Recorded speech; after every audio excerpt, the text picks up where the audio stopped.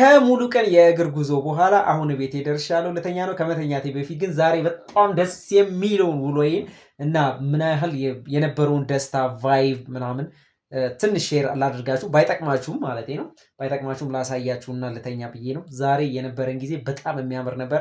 ትላንትና ፖስት እንዳደረኩትኝ በሌሊት 11 ሰዓት ተኩል ተገናኝተን 11 ሰዓት ከ40 አካባቢ ጉዟችንን ጀምረናል።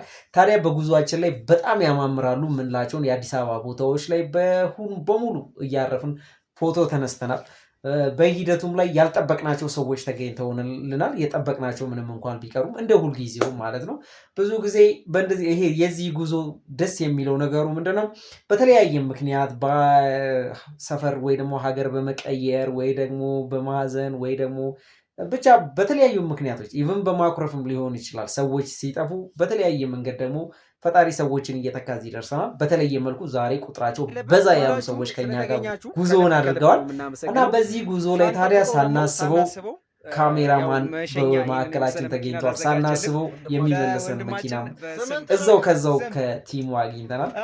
በአጠቃላይ ግን ሁሉም ማለት በሚያስችል ሁኔታ ይሄ አሁን ካለው የህይወት ቁዝሚያ ወይ ደግሞ ከሚደብሩ ነገሮች ውስጥ ወይ ደግሞ ከዛ ሞድ ውስጥ ወጥተን ደስ የሚሉ ጊዜዎችን በሳቅ በደስታ በጨዋታ ለማሳለፍ ሞክረናል።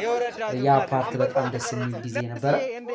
ታዲያ ለተገኙ ሰዎች በሙሉ ያለኝን አክብሮት ምስጋና በዚሁ አጋጣሚ በተለይ ለሳር ቤት ፍቅር ብቻ ስፖርት ክለብ በጣም እንደማከብራችሁና እንደምወዳችሁ መልእክቴን ማስተላለፍ ፈልጋለሁ።